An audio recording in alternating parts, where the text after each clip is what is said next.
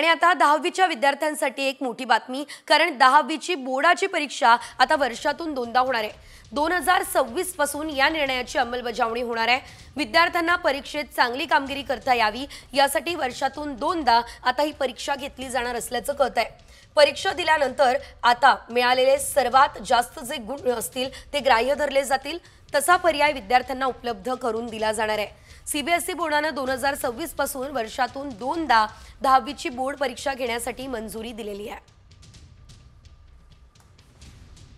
ग्राफिक्सच्या माध्यमातून सविस्तर अपडेट। 2026 पासून वर्षातून दोनदा 10वीची परीक्षा घेतली जाणार आहे। वर्षातून एकदा परीक्षेला बसण्याचा किंवा दोन्ही परीक्षा देण्याचा पर्याय हा उपलब्ध असणार आहे। पहिल्या दुसऱ्या परीक्षेत सर्व विषयांची परीक्षा देणं आवश्यक नाहीये। दोन्ही परीक्षा दिल्यास सर्वोत्तम गुण अंतिम मानले जाणार आहेत। चांगले मार्क्स न आल्यास तोच विषय दुसऱ्यांदा सुद्धा घेता येणार आहे।